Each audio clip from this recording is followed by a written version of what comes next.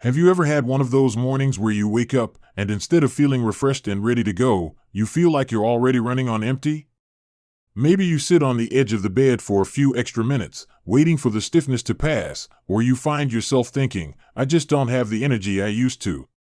If that sounds familiar, I want you to know something important. You are not alone, and more importantly, it doesn't have to be this way. We all want to live a long, vibrant, and independent life. We want to be there for our grandchildren, to enjoy our hobbies, to travel, or simply to wake up each morning feeling good in our own skin. But sometimes, without even realizing it, we fall into daily habits that quietly chip away at our health and vitality. They're the small things, the routines we've built over years, that can actually be working against us, especially after we turn 60. Our bodies change as we age. What we could get away with in our 40s or 50s now has a bigger impact. It's like a garden. A garden that was once lush and self-sustaining now needs a little more thoughtful care. It needs the right kind of water, the right amount of sunlight, and the weeds need to be pulled before they take over. Today, we're going to talk about those weeds, the top everyday habits that could be silently shortening your lifespan. But I'm not here to scare you. I'm here to empower you. Because for every one of these habits, there is a simple, practical, and almost effortless switch you can make to start feeling stronger, happier, and more energetic. So, grab a cup of tea, get comfortable, and let's start with the first habit, one that happens right after you open your eyes in the morning. The first habit is what I call starting your day on autopilot. Think about your typical morning. The alarm goes off, and what's the very first thing you do? For so many of us, the hand reaches for the phone. We check the weather, we see a news alert that immediately spikes our anxiety, or we scroll through messages and social media. Before our feet have even touched the floor, we've invited the entire outside world into our peaceful morning, and we've started our day reacting to stress. When you do this, your brain goes from 0 to 60 in a split second. It triggers a stress response, releasing cortisol, a hormone that, when elevated first thing in the morning, can set a frantic tone for your entire day. Over time, chronically high cortisol levels are linked to weight gain, high blood pressure, and a weakened immune system. It's like starting a long car journey by flooring the accelerator before the engine is even warm. So, how do we stop it? It's beautifully simple. For the first 10 to 15 minutes after you wake up, keep the world at bay. Leave your phone on silent in the other room, or at least face down. Instead, give yourself a mindful minute. Before you even get out of bed, take 3 deep, slow breaths. Feel the air fill your lungs, and feel the sheets against your skin. When you get up, instead of rushing to the coffee maker, take a moment to look out the window. Notice the color of the sky. Feel the floor beneath your feet. This small shift, this tiny act of reclaiming your morning, tells your nervous system, I am safe, I am in control, and I am starting my day with peace, not panic. It sets a calmer, healthier baseline for everything that follows. Now, let's move from the bedroom to the kitchen, because the second habit is all about what we put in our bodies first thing in the morning. This next habit is a big one, and it might surprise you. It's the habit of the invisible sugar start. Maybe you're someone who isn't big on breakfast, so you grab a healthy granola bar, a piece of toast with jam, a low-fat yogurt, or a glass of store-bought orange juice. You might even have a bowl of cereal. These are all common breakfast choices, but here's the catch. For many of us over 60, these foods are sugar bombs in disguise. Our metabolism naturally slows down as we age, and our bodies become less efficient at processing sugar. When we eat something sugary first thing, even from fruit juice or refined carbs like white bread, our blood sugar spikes rapidly. It gives us a quick burst of energy, but what goes up must come down. An hour or two later, you experience a blood sugar crash. You feel tired, foggy-headed, and hungry again.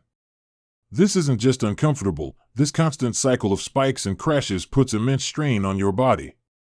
It can lead to insulin resistance over time, which is a direct pathway to type 2 diabetes and chronic inflammation, 2 things that absolutely shorten lifespan.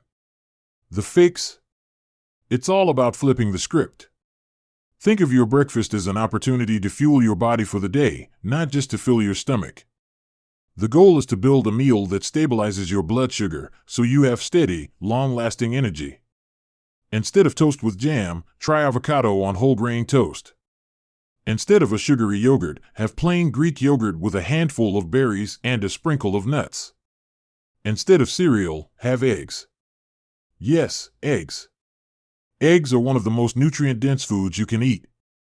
They're packed with protein and healthy fats that keep you full and satisfied for hours. If you're in a rush, a simple protein shake or even last night's leftovers are a far better choice than a granola bar. By starting your day with protein and healthy fats, you're not just avoiding a crash, you're building a strong foundation for your entire day. You're telling your body, we're going to thrive today, not just survive.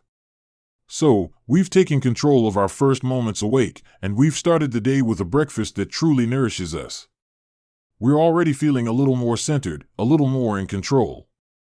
But now, as the morning rolls on, we encounter another silent lifespan shortener, and this one is so socially accepted that we often don't even see it as a problem. In fact, many of us were taught that it's a sign of a good work ethic. I'm talking about the habit of prolonged sitting. This is a tough one to hear, I know, but it's so important. Our bodies are designed to move. They are magnificent, complex machines built for motion. But in our modern world, especially as we get older and perhaps retire, we tend to sit more. We sit to watch TV, we sit to read, we sit to eat, we sit to chat on the phone. And if you add all that up, you might be spending 8, 10, or even 12 hours a day in a chair. Researchers have even coined a term for it, sitting disease. And it's no exaggeration.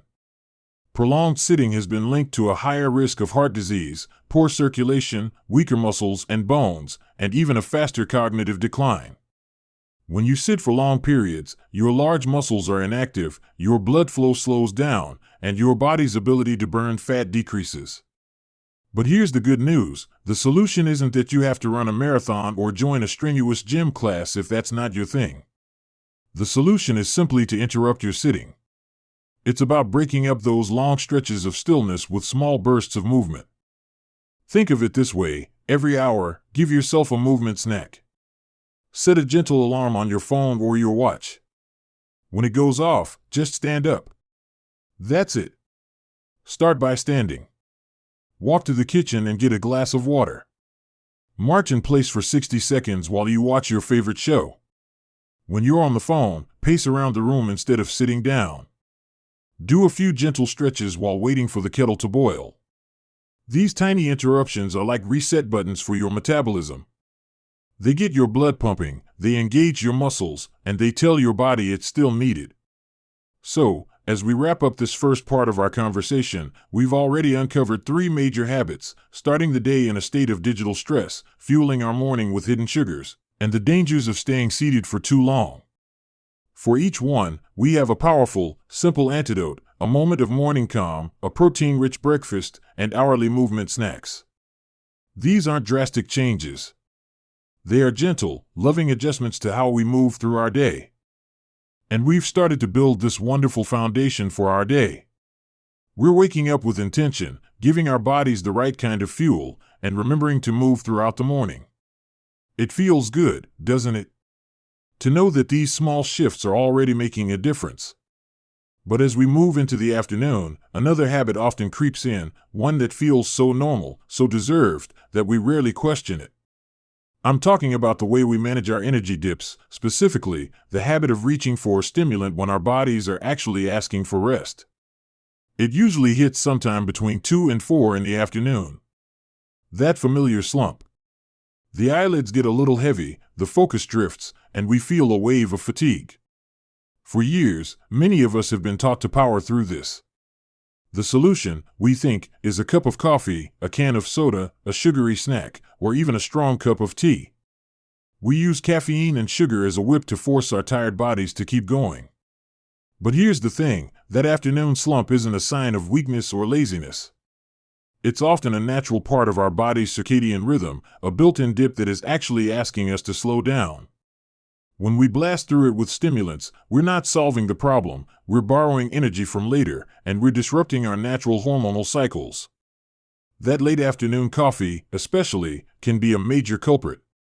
Caffeine has a long half-life, meaning it stays in your system for hours. That 3 p.m. cup of coffee can still be actively interfering with your sleep at 9 p.m. It can make it harder to fall asleep, reduce the quality of deep sleep, and lead to a restless night. And what happens after a poor night's sleep? You wake up tired, you rely on more caffeine the next day, and the cycle continues. It's a vicious loop that leaves you feeling perpetually drained and can, over time, contribute to chronic fatigue and a weakened stress response. So, what's the kind and effective alternative? It's to listen to that signal. When you feel that afternoon dip, instead of reaching for a stimulant, give your body what it's actually asking for, a brief moment of rest and rehydration. First, drink a large glass of water. Dehydration is a primary cause of fatigue, and it's so common. Often, we're just thirsty, not truly tired. Next, try a power pause instead of a power nap. You don't need to sleep. Just step away from what you're doing. If you can, go outside for 5 minutes. The fresh air and natural light, especially sunlight on your skin, are incredibly revitalizing. If you can't go out, just stand up, stretch your arms overhead, and take 10 deep, slow breaths. This reoxygenates your blood and clears your mind. If you are at home and truly need a nap, make it a short one, no more than 20 minutes, so you don't wake up feeling groggy. By replacing the stimulant with hydration and a mindful pause, you are working with your body's natural rhythms, not against them. You'll be surprised how much more sustainable your energy becomes. Now, as the afternoon winds down and we transition into the evening, we encounter a habit that is deeply ingrained in our culture. It's something many of us look forward to all day, and the thought of giving it up might seem unthinkable. But when we look at the science, it's a habit that can have a profound impact on our long-term health, especially after 60. I'm talking about the habit of drinking alcohol in the evening to relax. For decades, the image of a glass of wine or a cocktail has been synonymous with unwinding, with adulthood, with celebration. And yes, in the moment, it can feel relaxing. It might seem to take the edge off a stressful day. But alcohol is a deceptive substance, particularly for those of us in our golden years. As we age, our bodies process alcohol much more slowly. The same glass of wine that was fine at 50 can hit us much harder at 70. It affects our balance, increasing the risk of dangerous falls. It interacts with a huge number of common medications, from blood thinners to sleep aids, often with serious consequences. But the biggest impact is on our sleep architecture. Many people believe a nightcap helps them sleep, but the truth is the opposite. Alcohol is a major sleep disruptor. It might help you fall asleep faster, but it suppresses crucial REM sleep, the deep, restorative sleep where we dream, process emotions, and consolidate memories. After the alcohol is metabolized in the middle of the night, it causes a rebound effect, leading to frequent wakefulness, a racing heart, and night sweats. You wake up feeling unrefreshed, regardless of how many hours you were in bed. Over time, this chronic sleep disruption is linked to cognitive decline, a weakened immune system, and increased inflammation, all of which directly impact how long and how well we live.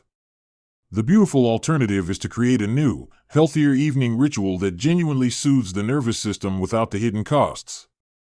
Instead of reaching for a drink, what if you reached for a warm, caffeine-free tea like chamomile or peppermint?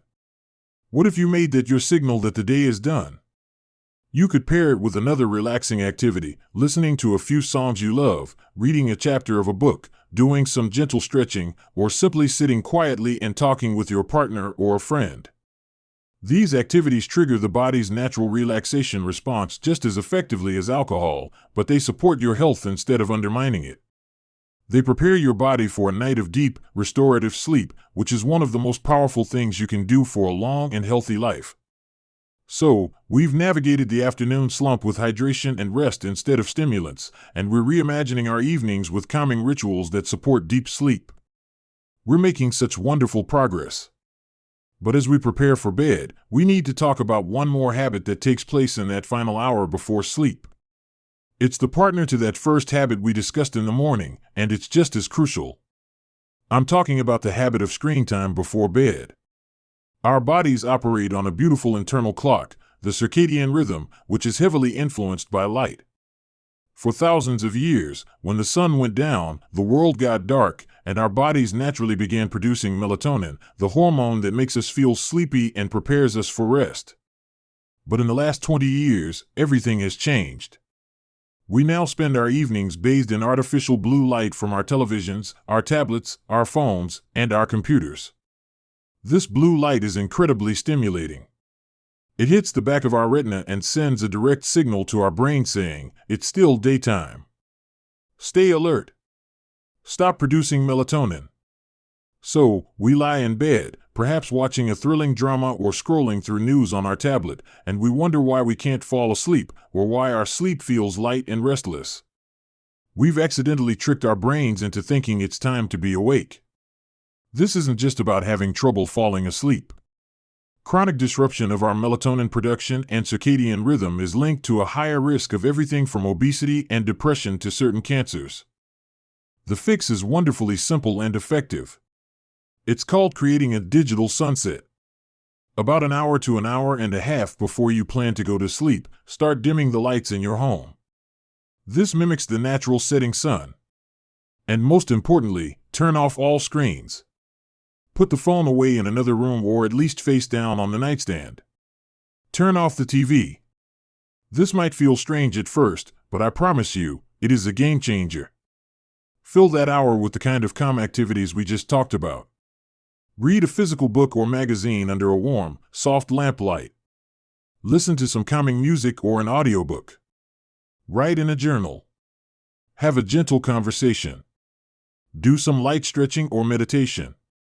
By disconnecting from the digital world and connecting with the quiet of the evening, you give your brain the signal it's been waiting for.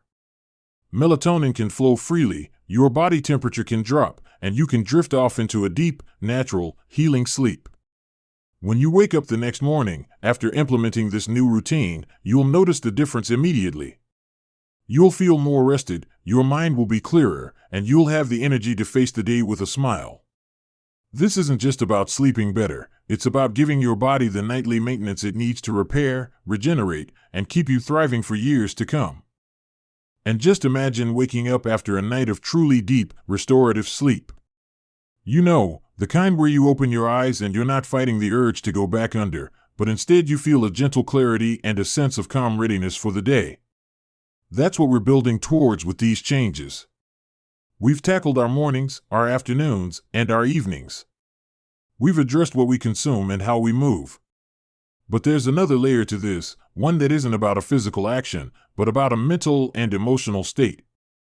And this next habit is perhaps the most pervasive and the most underestimated of them all. It's the habit of carrying chronic stress and, more specifically, the habit of social isolation. Now, these two often go hand in hand. Let's talk about the stress first. In our busy lives, it's easy to accumulate worries. We worry about our children, our finances, our health, the state of the world. We replay conversations in our head, we fret about things we can't control, and we hold on to tension in our shoulders and our jaws without even realizing it. This isn't the acute stress of a real emergency, it's the low-grade, chronic stress that hums in the background 24/7. And here's what's fascinating, your body doesn't know the difference between the stress of running from a tiger and the stress of worrying about a doctor's appointment. It releases the same hormones, cortisol and adrenaline. When these hormones are constantly elevated, it's like keeping your car engine revving while it's parked in the garage. It creates wear and tear on every single system in your body.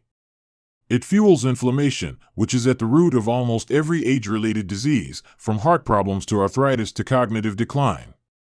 Chronic stress quite literally speeds up the aging process at a cellular level.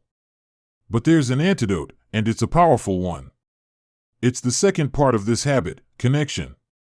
Study after study has shown that people with strong social ties live longer, healthier lives than those who are isolated. Loneliness isn't just an emotion, it's a physiological stressor. It triggers the same fight or flight response as any other threat. When we feel disconnected, our bodies are on alert.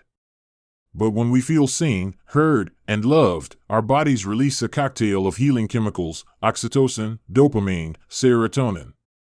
These are the calm and connect chemicals. They lower blood pressure, reduce inflammation, and literally soothe our nervous system.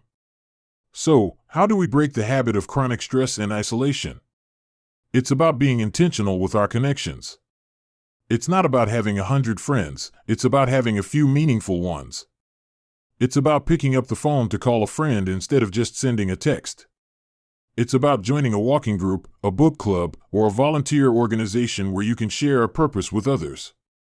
It's about saying yes to the lunch invitation, even when it feels easier to stay home. And for the stress itself, we need a daily release valve. This can be as simple as a daily practice of gratitude. Before you go to bed, think of just one thing that went well that day. It can be tiny: a good cup of coffee, a phone call from a friend, a beautiful sunset. Writing it down or simply acknowledging it shifts your brain's focus from threat to appreciation. Another powerful tool is deep breathing. When you feel that familiar tension rising, just stop and take 5 slow, deep breaths, making your exhale longer than your inhale.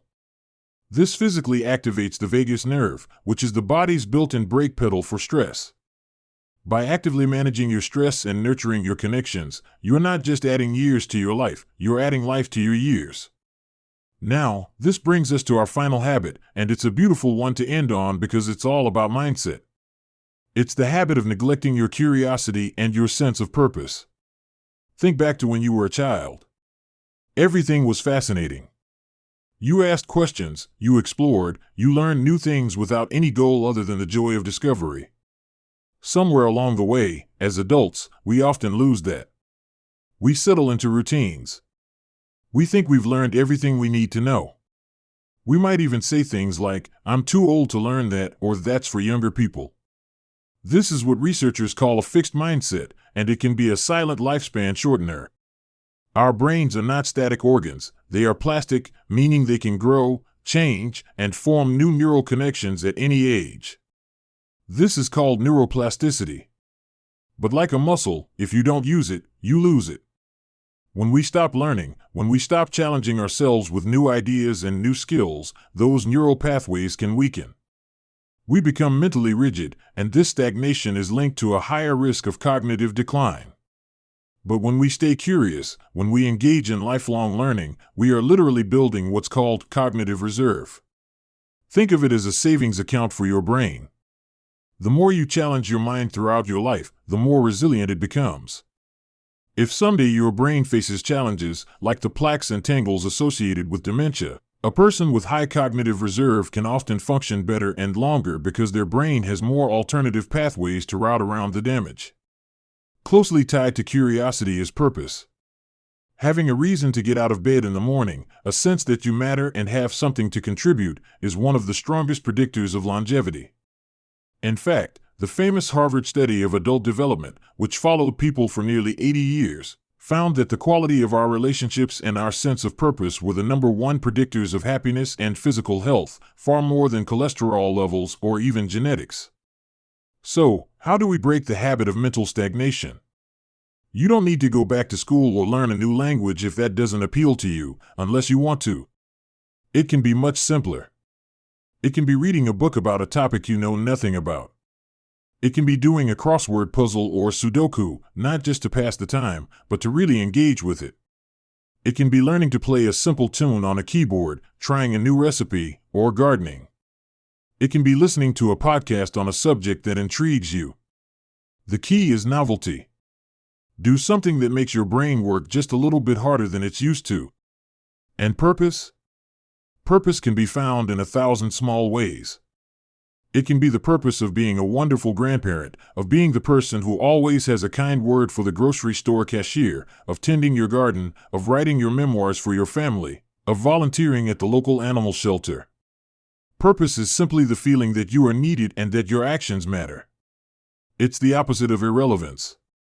And when you feel relevant, when you feel engaged, your entire being responds. You stand taller, you smile more, and your body thanks you for it. So, here we are, at the end of our time together, but really, this is just the beginning of your journey. We've talked about 8 habits that can quietly work against us, starting our day in a frenzy, fueling our bodies with hidden sugars, sitting for too long, blasting through the afternoon slump with stimulants, using alcohol to unwind, staring at screens before bed, letting chronic stress and isolation take hold, and finally, letting our curiosity and purpose fade away. But more importantly, for each of these, we've discovered a simple, loving, and powerful alternative. We've learned that we have so much more control over our health and our happiness than we often give ourselves credit for. These aren't about perfection. It's not about never sitting down again or never having a piece of cake. It's about awareness. It's about making small, conscious choices, day after day, that honor the amazing body and mind you have. You have decades of wisdom and experience behind you.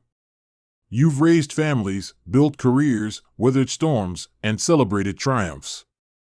Now, this chapter of your life is about you. It's about thriving, not just surviving. It's about waking up each day with energy, curiosity, and a sense of peace. I'd love to hear from you.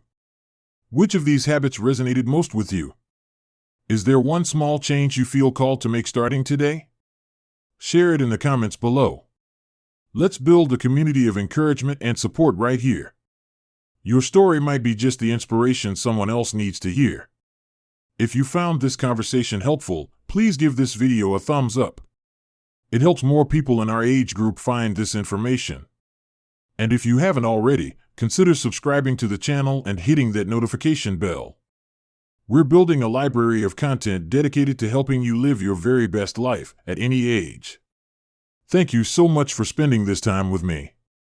Be gentle with yourself, celebrate the small victories, and here's to your health, your happiness, and your incredible future. I'll see you in the next video.